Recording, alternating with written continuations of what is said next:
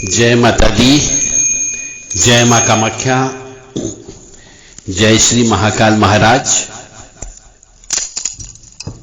ओम गुरुभ्यो नमः। ओम परम तत्वाय नारायणाय गुरुभ्यो नमः। ओम ब्रह्म बृहस्पते नमः। ओम अखंड मंडलाकारं व्याप्त येन चराचरं तदतनं तर्षितं नेन तस्मै श्री गुरुवे नमः। ओम ग्राम ग्रीम ग्रोम स गुरुवे नमः।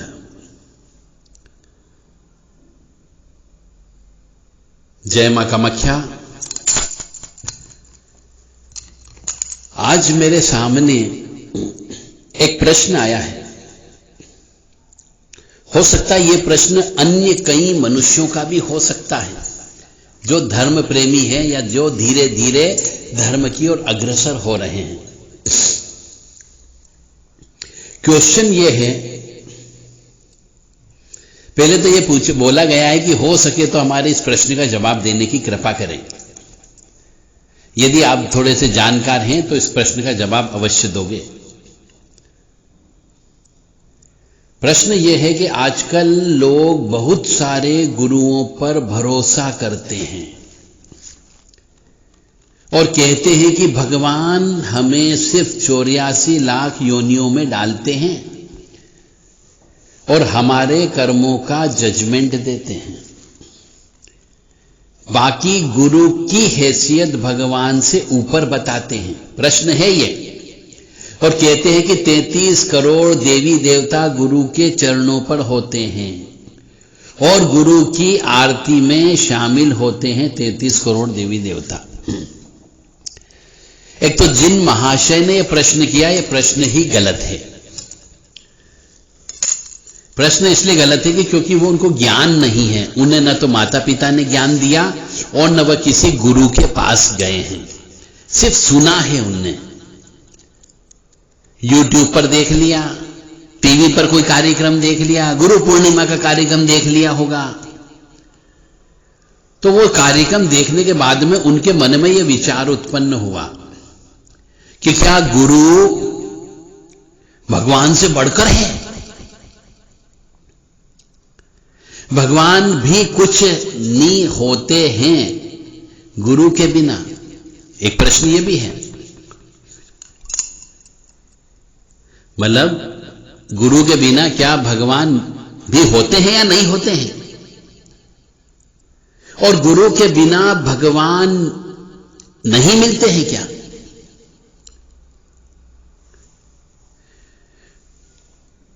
ऐसे ये प्रश्न है। अब इनका हम जवाब देते हैं। भगवान का अस्तित्व अलग है और गुरु का अस्तित्व अलग है।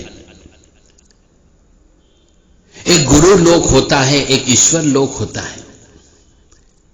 गुरु की सत्ता अलग होती है, ईश्वरी सत्ता अलग होती है।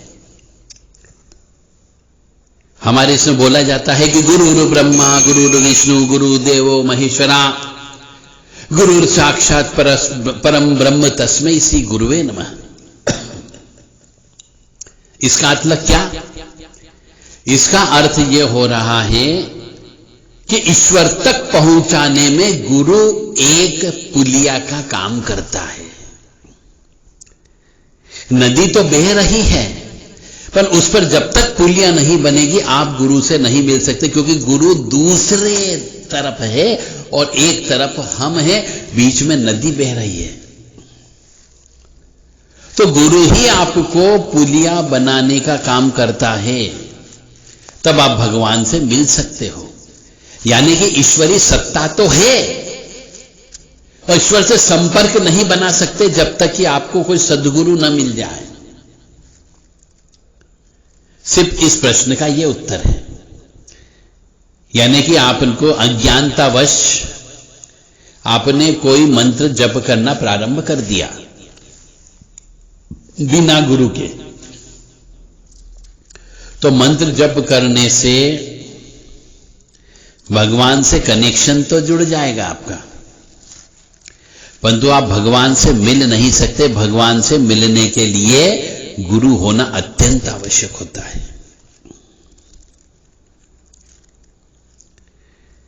अब जैसे एक प्रश्न और किया ऐसे महाशय ने कि साहब गुरुओं की आरती में भगवान भी आते हैं। नहीं, मैंने कहा गुरु सत्ता अलग है, ईश्वरी सत्ता अलग है। गुरु केवल इतना सा कर सकता है कि आपको सही राह दिखा सकता है, परंतु गंतव्य स्थान तक तो आपको खुद को ही जाना है। जैसे आप एक शहर के अंदर खड़े हुए हो और उस शहर से 4 रास्ते जाते हैं, तो आपको मालूम होना चाहिए कि कौन सा रास्ता कहां पर पहुंचता है।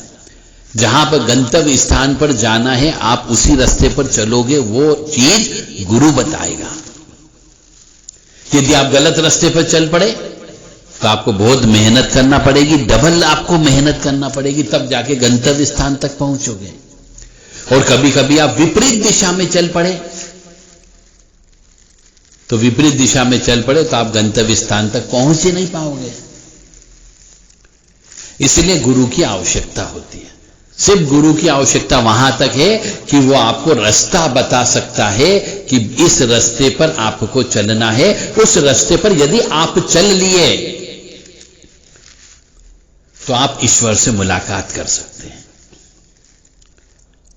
इसलिए कहा जाता है, जो मैंने कहा कि गुरुर् ब्रह्मा गुरुर् विष्णु गुरुदेवो महेश्वरा गुरु साक्षात परम ब्रह्म तस्मै श्री गुरुवे नमः। अब यह कहना कि साहब गुरु भगवान से ऊपर है क्या? नहीं, गुरु भगवान से ऊपर नहीं है, परंतु भगवान से मिलाने का एक बीच में जरिया गुरु है, बस। इसलिए हम गुरु का पूजन करते हैं, गुरु को मानते हैं। ओम गुरुभ्यो नमः। जैसे कि एक मंत्र है, ओम परम तत्वाय नारायणाय गुरुभ्यो नमः। परम तत्व है। इसलिए गुरु सत्ता अलग है और ईश्वरी सत्ता अलग है। तो गुरु आपको ईश्वर से मिलाने का काम कर सकता है।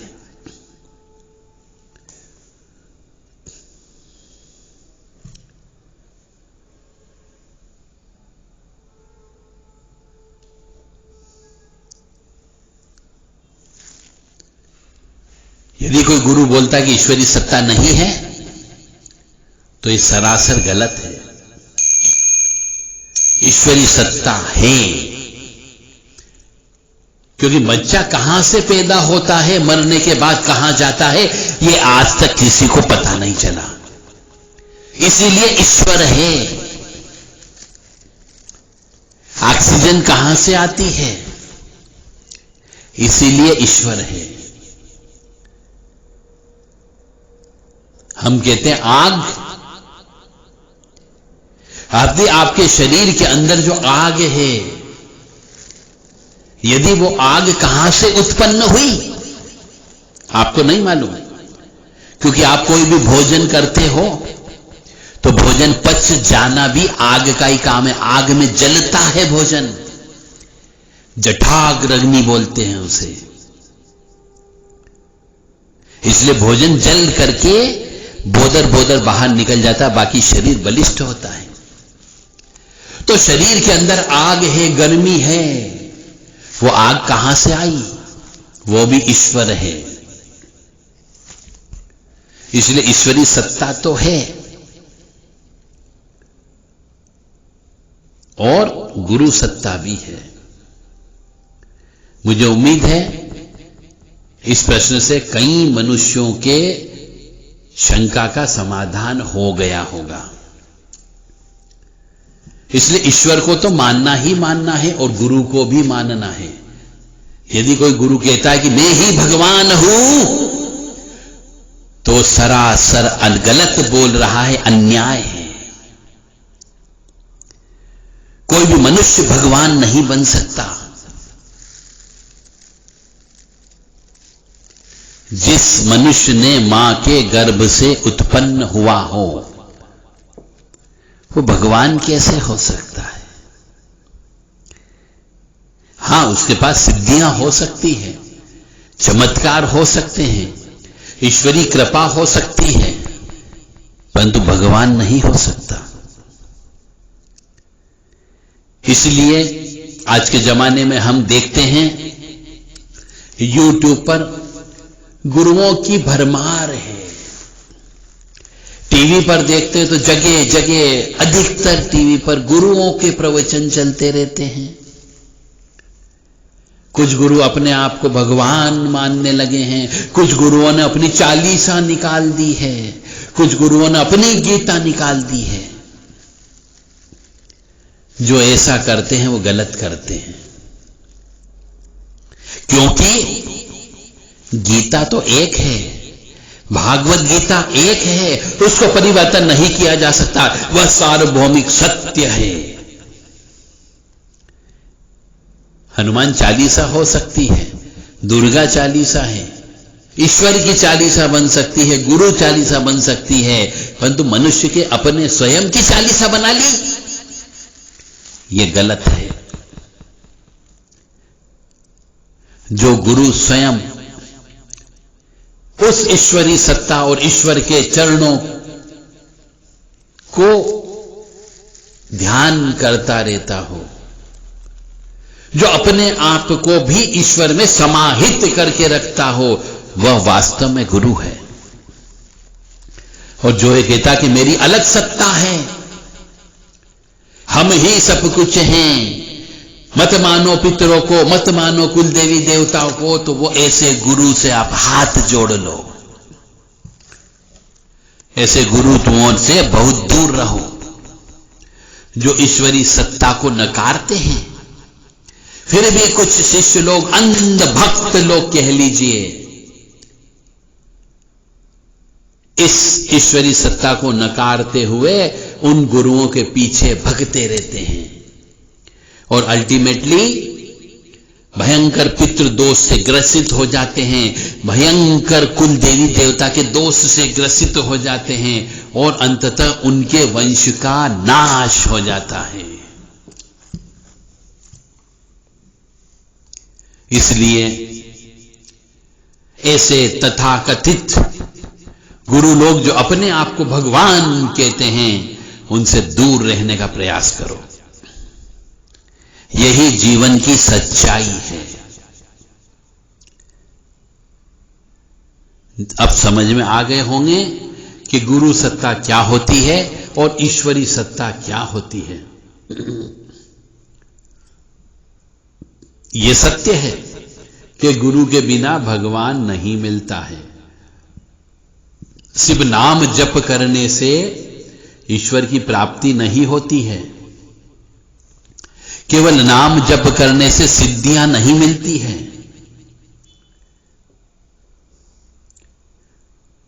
गुरु के कहे निर्देशों के अनुसार ईश्वरी सत्ता की पूजन अर्चन जप तप हवन यज्ञ अनुष्ठान करना, इससे आपको जो हासिल होगा वो ईश्वरी कृपा प्राप्त होगी।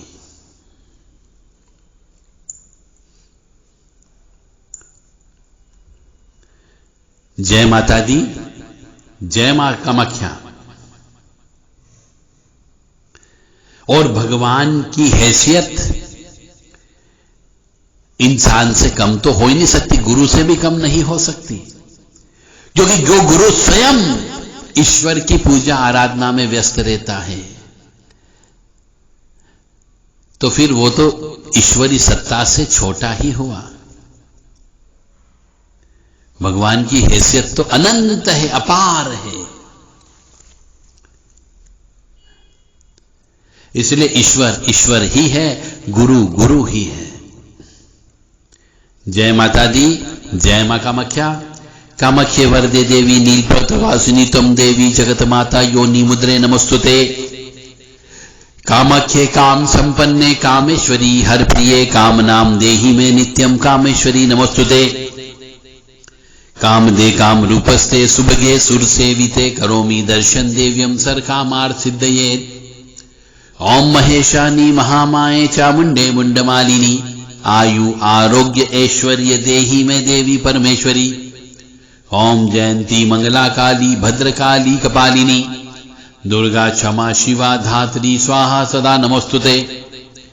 ओम सर्वमंगल मांगल्ये शिवे सर्वासाधिके शरण्ये त्र्यंबके गौरी नारायणी नमोस्तुते। दुर्गति नाशिनी दुर्गा जय जय, काल विनाशिनी काली जय जय, उमा रमा ब्रह्माणी जय जय, सीता राधा रुक्मणी जय जय। महालक्ष्मी नमस्तुभ्यं नमस्तुभ्यं सुरेश्वरी, हरि प्रिये नमस्तुभ्यं नमस्तुभ्यं दयानिधि। काली काली महाकाली काली के पाप नाशिनी, खड़ग हस्ते मुंड हस्ते काली काली नमोस्तुते। काली काली महाकाली काली के परमेश्वरी सर्वानंद करी देवी नारायणी नमोस्तुते। ओम ह्रीं दुर्गाय नमः, ओम ऐं सरस्वत्यै नमः, ओम ग्रां ग्रीं ग्रौं सगुरुवे नमः, ओम परम तत्वाय नारायणाय गुरुभ्यो नमः। यदि कोई मनुष्य इन स्तुतियों को भी बार बार दोहराता है, ये सब स्तुतियां हैं, स्तुतियों के लिए गुरु की आवश्यकता नहीं होती है। जैसे हनुमान चालीसा के पाठ करते रहते तो हनुमान चालीसा किसी गुरु मुख से लेने की आवश्यकता नहीं है।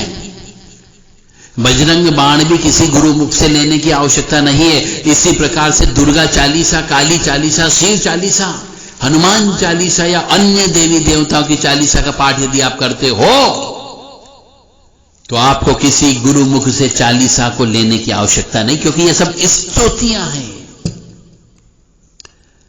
परंतु यदि आप मंत्र बोलते हो और मंत्र का जप करते हो तो वो गुरु से लेना आवश्यक है। बस इस अंतर को आप समझने का प्रयास कर लीजिए। जय माता दी, जय मां कामाख्या।